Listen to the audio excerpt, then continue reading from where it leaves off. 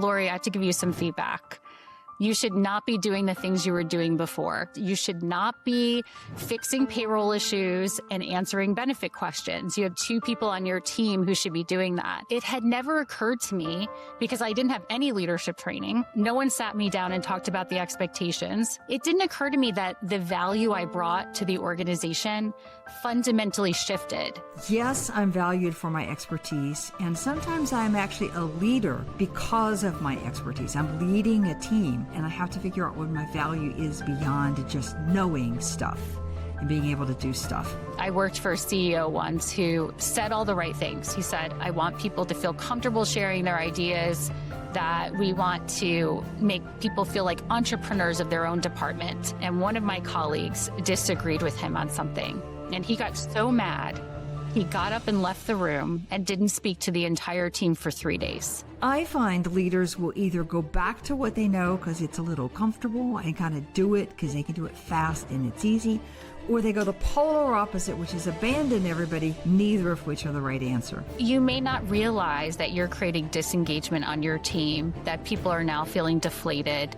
They don't feel like they're able to use their own professional ideas and their expertise. Moving from just fixing into more facilitating, we might say coaching, sometimes I say spanning. It sounds so straightforward in your experience. Why don't we do more of that? Why is that so hard? Oh, I think one is the identity shift that we need to make, that we still identify with that expert type of role, and this is the value we think we bring. The other is there is no growth in comfort and no comfort in growth. Yet the big leaps are how careers are made and how businesses excel. So how do you master not knowing at all or feeling like an imposter? How do you have the conversations that lead to trust and, of course, excellence? How do you take charge of the things that you can control? How do you thrive outside your comfort zone? That's what this podcast is about. I'm your host, Wanda Wallace, and it's time to get out of your comfort zone. Welcome to the conversation.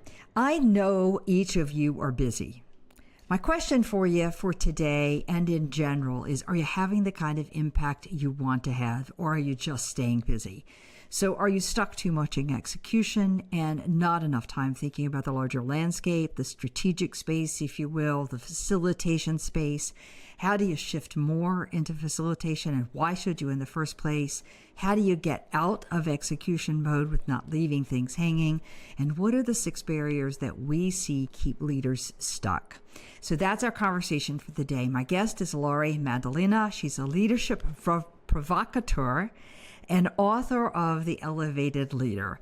And her role is to confront outdated leadership models that reward exhaustion over effectiveness. And yay, Laurie, do we need that? She's the founder of Envision Excellence, and she helps managers go from being the fixer to the facilitator. Former VP of HR, a certified speaking professional, and really believes that sustainable success and elite results are not mutually exclusive. So, Laurie, welcome to the conversation. Thank you, Wanda. Excited to be here. It's great to talk to you. And boy, do we need this. There's no question. All of us need reminders about this. Let me start, as I always do, Laurie, with why. Why does this topic matter to you? What connects you to it personally? Well, my own leadership journey was very bumpy to start. So I worked for a credit union for several years and was an HR generalist. So that executor, expert, individual contributor, and then was promoted to director of HR. And about 3 months into that role, I was in a one-on-one conversation with my VP, and she said, Laurie, I have to give you some feedback. You should not be doing the things you were doing before. I need you to be more strategic. I need you to be creating leadership programs for our managers. You should not be fixing payroll issues and answering benefit questions. Right. You have 2 people on your team who should be doing that. And really, it had never occurred to me because I didn't have any leadership training. No one sat me down and talked about the expectations, which I found in my work now as a consultant. This is fairly common. It didn't occur to me that the value I brought to the organization fundamentally shifted when I moved from that expert role to more of a leadership role. So I was equating my value with my expertise in HR of knowing the intricacies, the in and outs of how to do things in the department, and not the leadership capabilities that I really needed in that position. So I found in my own work, this is incredibly common, that many people struggle with this just like I did. And it was challenging to learn those skills and to really rethink my identity of what it meant to be a leader, where the value I brought to the organization. Right. I couldn't agree with you more. That's the focus of this podcast, Out of the Comfort Zone, but it's also the focus of my book, You Can't Know It All.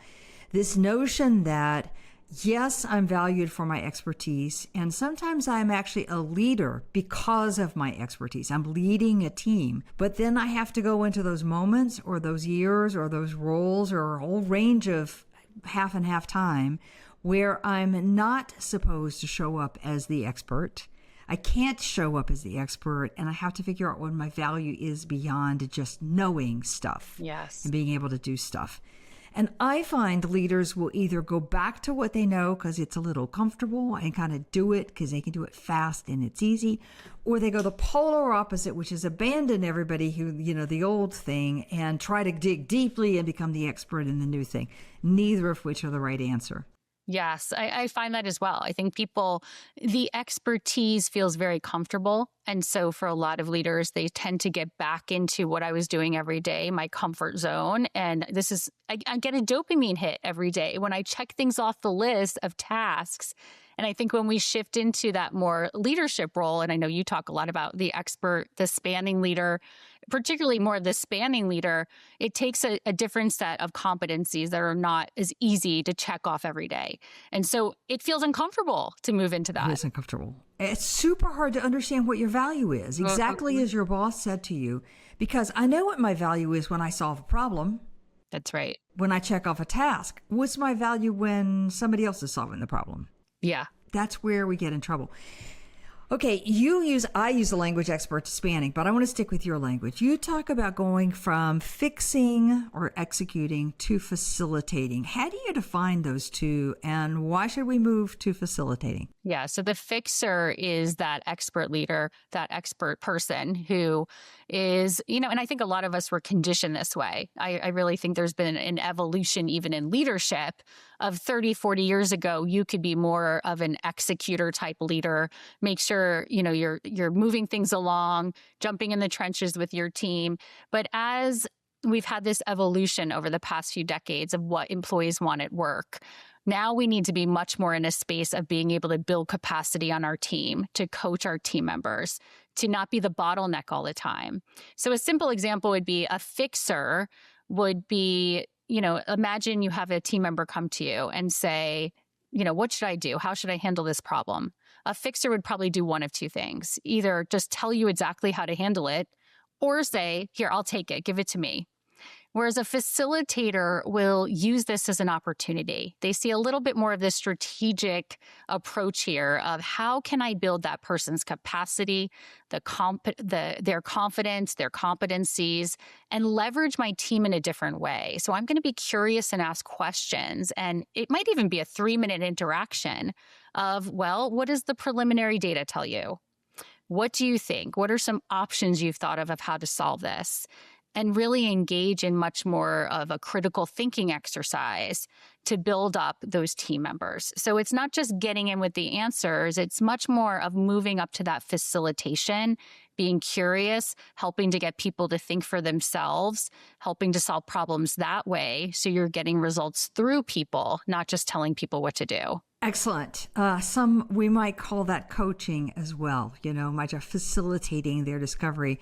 I can't tell you how many times I love this exercise. I step in the elevator going up to the top level somewhere to meet with some senior executive. There's some younger person who's coming down who's, you step in the elevator with them and you can just tell they're so frustrated, or they're going up for another meeting. They're so frustrated. You see it all over, and they got a stack of notes. And they have their own ideas about how to do things. But they take it to the Uber boss, and the boss says, no, not this. I want this, da-da-da-da-da-da-da-da. And they're like, ugh, I just wasted all this time. Why should I bother to think? Why didn't they tell me in advance? And it's just you don't see the back end frustration you create sometimes from people when you tell versus when you ask questions that get them to think for themselves and discover their own way forward. Yeah, and then you may not realize that you're creating disengagement on your team, that people are now feeling deflated. They don't feel like they're able to use their own professional ideas and their expertise. And I think, when we move into more of that leader, eventually you may move into a position where you don't know all of the intricacies of the department. You have other experts in your department who know more than you. And that can be very uncomfortable for leaders who were the expert. That was the value you brought. Now you have to be able to lead results with people who might have more expertise than you do. And so I think that facilitation piece of being able to leverage your team in a way that brings out their expertise and professionalism, that your job is not to be the order giver and your employees the order takers, that you want to build more leaders, build people who can continue to progress in their careers and to contribute in a way it doesn't feel as tangible, I think. And so it's easy to put off or be in reactive mode all day, dealing with problems that come to you. We can spend 10, 12 hours doing that every day and feel like we were very busy, but then it's what did you really accomplish? Are you accomplishing the key results that are most important in that particular role? Okay, so moving from just fixing into more facilitating, we might say coaching, sometimes I say spanning, where I'm leveraging the capability of my team, I'm growing their confidence, I'm increasing their ability to solve problems rather than my having to step in. Okay, it sounds so straightforward in your experience. Why don't we do more of that? Why is that so hard? I think one is the identity shift that we need to make, that we still identify with that expert type of role, and this is the value we think we bring. The other is it feels hard to find time. And I think often we're focused on the wrong things. We're focused on still staying in the technical. So we're reacting, we're not intentional. And then I often hear leaders and managers say things to me like, well, what do you mean coaching? I don't even have time for that. There's no time in my day. I'm busy with all of these other things. And it's really this fundamental shift of viewing your position differently, of not filling your time with the reaction based. You have to be much more intentional with those interactions. That example I gave with just that 3 minutes, or even in your team meetings or your employee meetings, the touch points you have. Are you using that as more task-based, where you're just talking about what did you get done? Or are you using those in a way to develop your team, to start to delegate, to build their capacity, to take things off that you shouldn't be doing so you can focus more on these strategic areas? So I think the propensity is that it's so much easier to just get back into the comfort zone. As you talk about, getting out of that comfort zone feels hard. And so we revert back, and sometimes we don't feel like we have those skills of, well, what do you mean? How do I focus here when I have all these things to do?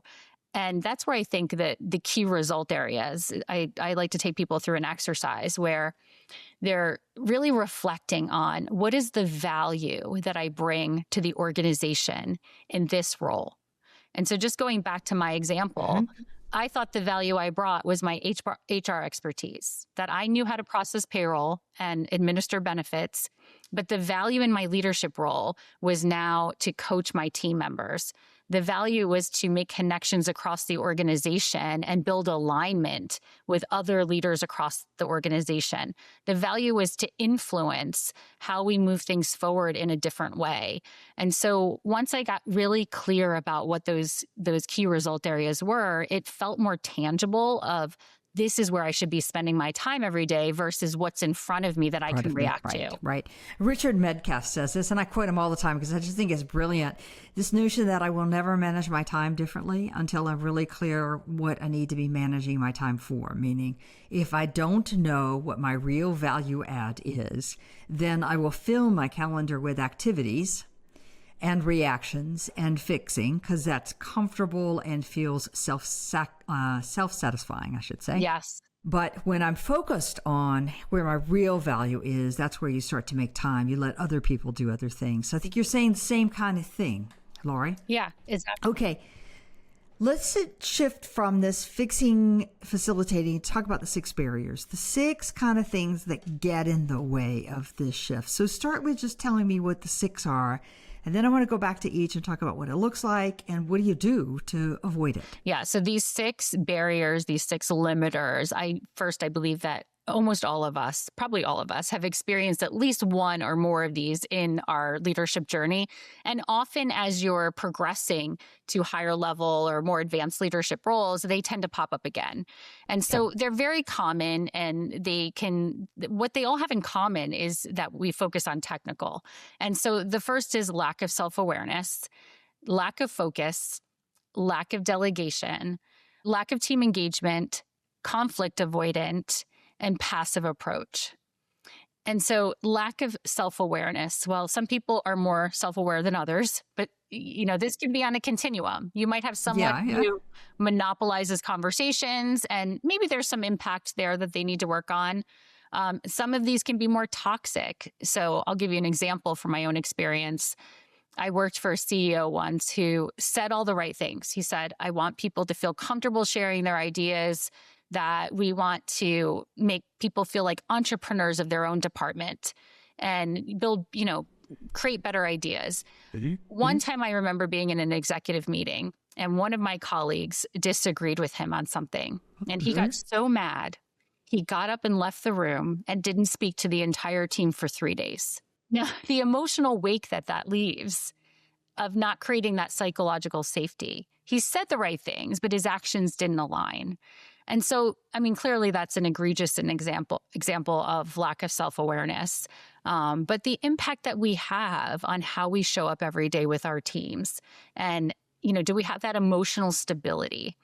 And so I think a way that we can build that is to start to notice over the next couple of weeks the emotional triggers, the emotional reactions that come up in you. So the negative emotional reactions that you feel, and to document those, to think about what was it that caused that for me and how did I respond? Did I get very, testy with people and react in that moment? Did I retreat and avoid that conflict? How did I tend to handle it? And over time, you can start to document this to build more of that self-awareness. This takes time. It's not easy to overcome. It's not a check the box. It's building that self-awareness, I think, over time can be very helpful in the impact that we're having on leaders. So that's the first one. The first one. And presumably on this one, so I think that gets more complicated the higher you go in an organization. The self-awareness, how other people react, what you can say, how you can say it in order to get towards a particular goal. And I think there's just a constant reframing of that. And also, as I'm working with a broader range of people, there's a broader range of reactions, which means I have to be uber more careful about what I say and how I say it. I also think that people will tend, the more your title can often get in the way of that. Even if you're an approachable person, people might not feel like they can be honest all the time. And so they might hold back, and you may not realize that, some of these reactions or some of these interactions you're having, that people don't feel like they can speak up and share. And so that can be a piece where it becomes more complex too, the higher up you get in an organization. Okay, fair enough. All right, so the second one you said is a barrier is a lack of focus. So explain what you see there. So going back to those key result areas, a lot of people are focused on the technical, the more transactional piece of their previous role, and they haven't elevated to that leadership role. So they're spinning their wheels, they're reacting every day and not focused on the right things. And I think a really great clarifying question, particularly after you've done that key result areas exercise, is to say, what is the most important thing I should be working on right now? Not what's the easiest, but thinking about the value I bring in this role. What is the most important thing that I should be focusing on? And that can help you to, cut through all of the clutter of all of the other things that are happening, and to focus on that value. Most people are spinning their wheels, getting in the trenches, and not doing that leadership work. And so that could be coaching your employees and spending more time on those areas that have more influence and impact in your role. Well, Laurie, I see people all the time who can't answer that question. when they start to answer the most important thing, they kind of sort of know, but then there are like 5 different things all competing for time and attention, one of which is coaching my team. So I've got to spend time coaching my team. I've got to spend time managing up. I've got all these meetings going on. How do you help people understand what it is the most important thing? Yeah. Well, I think one thing that people can do, particularly if you're newer in leadership, is to do that exercise around the key result areas with your direct manager. And so having some time to talk through and get clarity, because I think there's 3 main focus areas that leaders should be focusing their time. One is creating clarity for their teams. So in an age where the pace of change is shifting and accelerating all the time, priorities are shifting, you're going to have to be agile and flexible. That thing that is most important might shift. And so having that conversation with your leader of what do you see as the most important areas of focus can help give you clarity in that time when there just feels like there's so much going on. Yeah. Yeah. I've certainly seen senior leaders who said everything's important. Don't try to ask me which one is most important. It's like, okay, all right, hard to do. Okay, delegation. One of my favorite topics because most people try it. It doesn't work very well. They know that they need to delegate, but they get disappointed in the results that people produce. So what's your advice? Where's the problem with the delegation barrier? Yeah. Well, I think, going back to my example of getting into the fixing the benefit issues and the payroll issues and not pulling ourselves out. I think oftentimes we think of ourselves again as that expert who has to know all the answers and that's how we're supporting our team. And so I think part of this is a mindset shift of how do I support my team in building their capabilities? They may not do it perfectly. They might be doing it 70, 80%, but how can I start to take some time in that coaching to help build up their capabilities? What are some things that are a better use of someone else's time on my team that are not a good use of my time anymore? And so where am I getting into things that maybe someone on my team could better do? And so a simple exercise that I think, because I find that this is also hard for people, and it's because they feel like they have so many things that I don't have time to delegate. I'm too busy doing all this stuff. I have to do it right. It has to be perfect.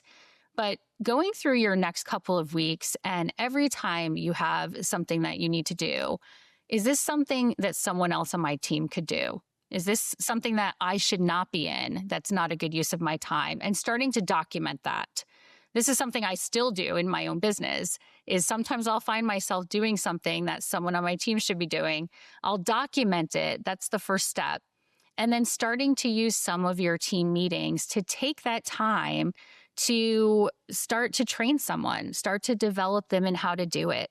And it doesn't have to be 5 things. Maybe take the top one that could really, you could help, develop that person. Is going to free up your time and just show that support. You don't want to dump. I think there's a difference between dumping and delegating. And so really through a framework, sharing with them the purpose of this task. What is the success criteria for getting this completed? What are the things that would need to be done for this to be the outcome we're looking for?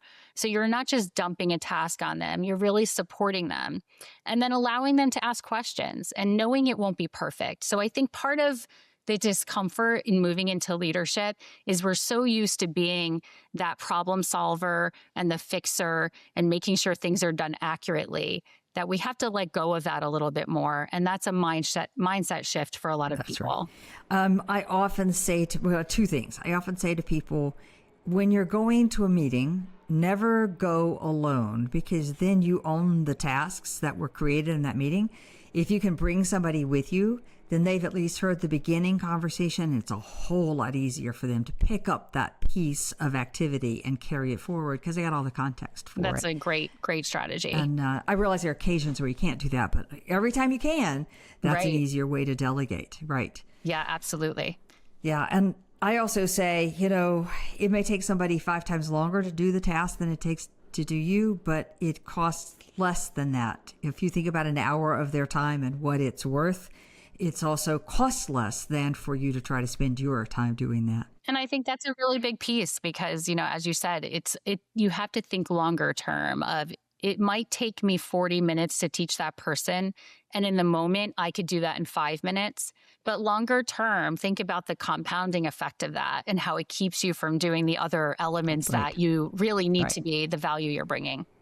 All right. Okay, let's do the fourth one, team approach. What do you mean there? What's the problem? So the lack of team engagement often comes from and stems from those others. So if you're not focused on the right things, coaching your team, making sure that they feel appreciated and valued, if you don't have a self-awareness or you're not delegating, then your team might feel disengaged. They may not feel like you're really tapping into them and helping to grow them in their careers. And so, a simple way to check in, I like to use a framework that I do with my own team about twice a year, which is what's working well on the team, what's not working well on the team, and how can the team support you better. And you can do this individually. You can do this in a team environment. I recommend giving it to people a little ahead of time and letting them know, I really appreciate your honest answers so that we can continue to build a great relationship, whether that's individually as a manager and employee or build a better team, that we're always looking to strengthen the team. And so giving people that outlet where we normalize, it's okay to share what you need more in your role, how I can support you better. And then that's how you're going to build better relationships with your team and keep them engaged. The direct manager has the biggest impact on the employee experience. And so the more we're putting effort into that and making sure we're making time for that team engagement, that'll be really important in the results. Right. So there's one, making the time to keep everybody feeling somewhat connected, that you care about them, that they're valued, that you're coaching them, all of those sort of things. But I like your questions. What's working on the team? What's not working so well for you on the team? And how can the team support you, as opposed to what do you need me to do? Which is taking one more task off your plate. How do we use the team first, as opposed to just my time? And often people, when you ask them, what can I do or what am I not doing well, I just find people aren't always honest unless you've really built that relationship. So if you've built it over time, you might have people who are going to be honest with that kind of answer. But I think when we normalize, as a team, we're always looking to grow. Let's just share. Or is there something I could be doing that's going to help you? And sometimes if we focus that question on the future, people feel more inclined to give an answer than seemingly criticizing our performance.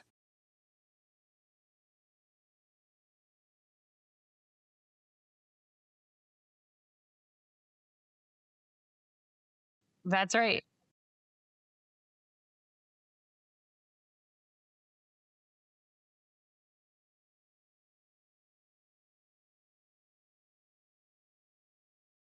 So conflict avoidant is, I'm pretty certain most of us don't wake up every morning thinking, I hope I have some people problems today. And so Yeah. then the nature of leadership is that people won't perform, someone won't show up to work on time, things will happen. And so it's part of our job to be able to process through that. So I think sometimes we view this as confrontation rather than conversation that we have to process through. And so something I like for this is when you're having a conversation, there's a couple phrases that I find can be very helpful in opening up the conversation if you have a conflict. So let's just say someone's not performing in their role and you're feeling nervous about having this conversation. You're not sure how to approach it. A lot of people will go the transactional approach and talk about, you violated this policy and, you have to be on time and why are you late? And that puts people on the defensive. And so we avoid it because we don't want to have that conversation. So Right. a couple of phrases, one I like is I've noticed. So very neutral phrase. I've noticed that over the past month, you've made 2 mistakes on the board report that caused an issue with the calculations. What's going on? And then you're opening up that conversation and you're approaching it as processing through this issue rather than a conflict. Now, it doesn't mean that you're not going to have nervousness or you're not going to have a challenge around having that conversation. But when we let them build up over time and we don't take action, it impacts the rest of the team. And so I find this is incredibly common that people will leave it until it's built up 3 months, 6 months, a year, sometimes even more. And if we can have that conversation, I call this a sweet spot, when it first starts to be a pattern. So we're not waiting. It can be much more conversational that way, and it'll dramatically reduce the chances of it accelerating into something Right. bigger. I was going to say, I can imagine people say, yeah, it's fine for me to say I've noticed, but this has been going on for 2 years. So it's a little past I've noticed. They're just not getting the hint. They're not picking up on it. So I take your point that you've got to be able to have that kind of a conversation early on so that you have a chance of nipping it in the bud. You said there are a couple of phrases. I've noticed is one. Yes. What's another? And the other is I'm sensing. And so, part of being a great leader on a team is also sensing when things are happening on your team that could be impacting their performance. So maybe someone seems overwhelmed. They seem stressed out, and using that as information. A part of emotional intelligence is noticing these things and then not just letting that go and fester, but digging into that in a very curious way of, if I'm sensing that maybe you're feeling overwhelmed by this project. Is that right? Or what's going on for you? Or what's your experience? And opening up that conversation again, so you can help process people through.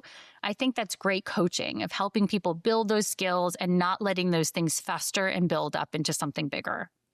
Yeah, absolutely. Makes sense. I love those two phrases. Okay. All right. So it's not about being confrontational. It's much more about not avoiding a difficult conversation and doing it early enough so that I can invite a dialogue around what's happening. So I've noticed that this is going on, what's happening, or I'm sensing that you might be struggling in some capacity, and what's going on. You can try to problem solve on that one, as opposed to it's now so long, it's going your performance review and we're hoping that you'll just resign and leave. Yes, that's one way to deal with it, right? But not always the most productive. But not always the most productive. And lots of damage to the whole team over that period of time where they see you not holding people accountable.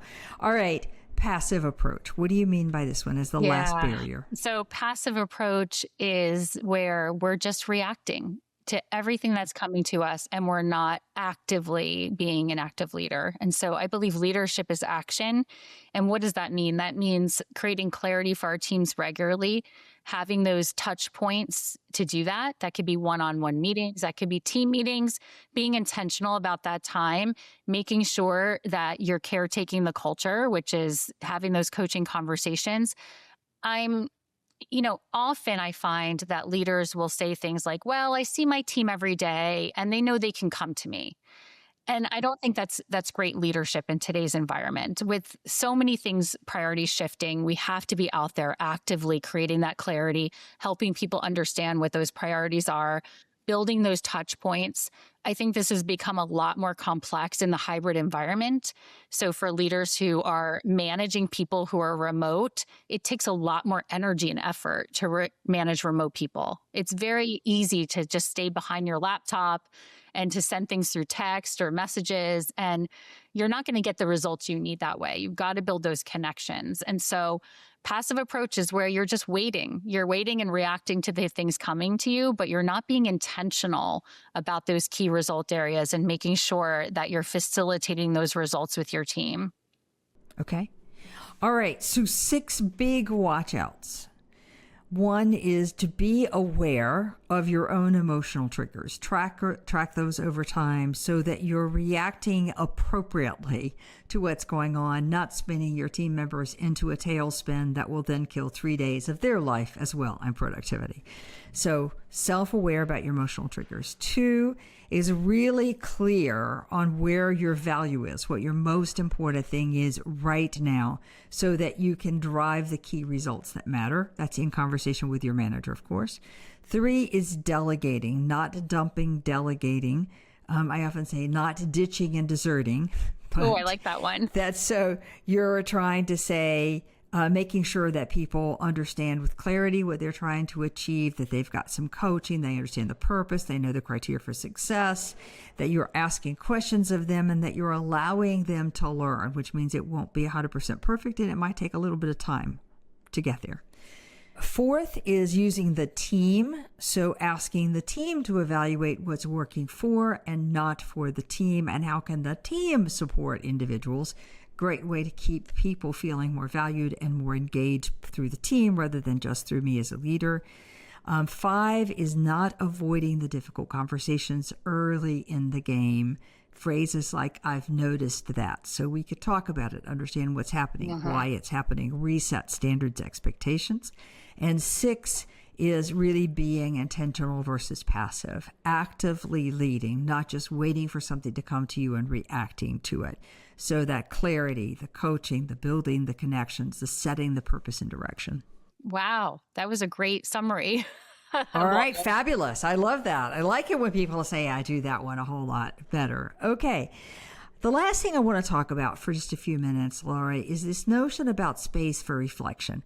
I know it's a big thing for you, but okay, yes, how and what kind of reflection? What am I reflecting on? Like, what am I supposed to be doing in this thing? And how much is enough? Like, hey, walk me through what you see as the ideal kind of reflection. Yeah, well, I think reflection is one of the most undervalued leadership skills, and it can manifest in different ways. So I'm not suggesting that you have 5 hours on your calendar blocked for just reflection. That's, in complex leadership roles, it's just not going to happen. Yeah.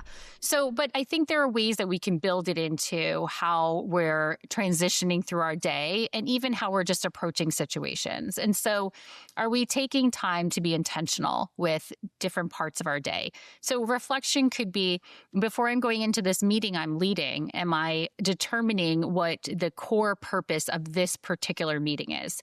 What is the goal of this meeting? Instead of us getting in a room and spending an hour going in 15 directions about this project.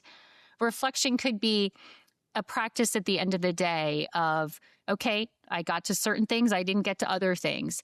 What is the most valuable thing I can focus on tomorrow as I'm coming in? That I'm not just coming in and reacting, but I'm being intentional with how I'm going to set up tomorrow, knowing that no day is perfect, but the process of planning and being able to reflect and think through that. Reflection could be, some people have practices of taking time to think more broadly on a walk or in the car on the way home, of just really thinking more broadly and strategically about your role, not being in that reaction. And so there are some reflection questions you can ask yourself as well. It could be, what am I holding on to that someone else can own on my team? Much like what you were talking about of, is this really good for my salary range to be working on this? Or is there someone else on my team that could be owning this? Where am I creating dependency instead of capacity? Am I really helping to build the team over time to build their capacity and strengthen them and their skills so I can leverage the team? Or am I creating dependency on me for them to come to me for the answers all the time? What is the work that only I can do? Now, this is a good, I think, reflection question around the key result areas. Key result areas are things that you can't delegate to someone else. You might delegate a piece of it that can support you, but what's the talent and the competencies that you bring here that you need to focus on? Or even, what's consuming most of my time? So taking that step back to see, am I being intentional with the interactions I'm having? Am I being intentional with the parts of my day that I'm building in more strategic thinking and I'm not just reacting to the problems in front of me?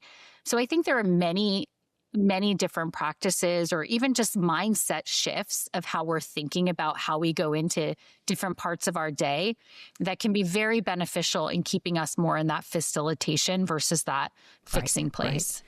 I remember coaching somebody in a senior role. We were talking about this, where you're spending your time, and are you spending your time on the things that are going to add the greatest value? That was the conversation. And this person went back and color-coded their calendar for 4 kinds of activities. So external facing, coaching the team, internal stakeholders, and reflection time or planning time, I think was how they had phrased it. And then just did a periodic review at the end of a quarter or a month saying, I said I want 40, 20, whatever's left, and 10. Am I doing it? Am I hitting it right? is that about where I expect it? Do I need to adjust my time? And where did I go over and under? And kind of that focusing on what feels like the right kind of proportion for me and my role. I love that. It's like an audit of how you're spending that time. Is it on valuable things or not? And just to build on that, I think even looking at your meetings that you have, are the right people involved? Like what you said, is there someone I can bring into this meeting that's going to help build the context so that I can then pass this off to that person to lead that project? Or am I going to meetings that no longer are really my expertise, or someone else could be a better use in that meeting and I can free up some of that time? So even those kind of reflections on, am I being intentional or am I just reacting to what's in front of me? Right. I love that one. I have to do a shout out again to someone else, Steve Newman, because Steve and I wrote several years ago an article about reflection. I pulled it up because I just think it's an interesting piece as we're talking about reflection. I love yours. What am I holding on to? What am I creating dependency? What can only I do? What's consuming my time? And are those in the right places? Steve and I talked about 4 different kinds of reflections. There's, those mountaintop sort of reflections that you might do once a year, or things going the way I want them to go kind of thing. Where am I headed? Is it looking good? But there's the leadership health check questions too. Am I getting the reactions I want from people? Am I responding in a way that's getting where we want to go and having the influence and so on? You might not do that every month, but you might do that twice a year. There's the looking back. One of the things I don't think we do nearly enough to say, we did that thing. Why did we succeed at it? What didn't go well? What would we do differently? What did we learn out of it? We often go back to critique, but we don't go back to say, what do we learn? And so many powerful stories on that one. And then the last one, which you called out, which is scanning the horizon. What's happening out there that I need to be aware of that might someday be relevant to the business? I just would add those 4 to your set of how am I doing my job. There's a lot to pause and reflect on if the focus is to add the greatest value that you can add. Right. And I think this is, again, part of facilitation, of you're able to facilitate from a much more productive place if you're taking that step back. And that can even be like what you were talking about, the mountaintop of looking at my industry, what's changing, what's coming down the pike, what is going to cause us internally to need to change. The more you become that spanning leader, the more critical that will become to your success of not just being in your silo, of thinking enterprise wide. And even that can be a reflection piece of, how is this impacting the entire organization? Am I making this decision from an enterprise wide place or from a department siloed place? These are the things that are going to help you get to that higher level of being a much more influential, impactful leader. Absolutely. All right. Last question. How do you encourage people find the time for reflection? Because we're back to, I'm too busy. I don't have enough time. What's your advice? Yeah. Well, I love the idea you just shared about the audit of having, there could be a practice like that. I would say start with even just a daily practice at the end of your day. This could be 5 minutes. This is not an hour, just 5 minutes of your time to just pause and think through, what did I get done today? What didn't I get done? What's the most important thing for tomorrow? The other is start practicing intentions for each part of your day. This is something I started practicing a few years ago that's been very helpful. Of, as I'm going into a meeting, what is the result I'm looking for from this meeting? How do I want to show up here? Maybe I'm going into a tough conversation with an employee and I want to be very mindful of coming and being curious and open rather than reactive. So that pausing even before reacting. So some of this is not even just a lot of time. It might be different for different people, going on a walk or, different ways that they decompress to be able to think from that perspective. But it can also just be small moments in your day where you're just pausing enough to be much more intentional in that next interaction. Right. Fabulous. I love that. And even I love what you said, if you just start with 5 minutes at the end of the day. It's amazing how much that will add up to that intentional focus and purpose that you saw before. All with the service of, where do you add the greatest value? How do you facilitate versus just stay in reaction, execution, fixing mode? Yes. Super important questions. Laurie, I love the conversation. The book, Laurie Maddalena, again, is my guest today. The book is called The Elevated Leader.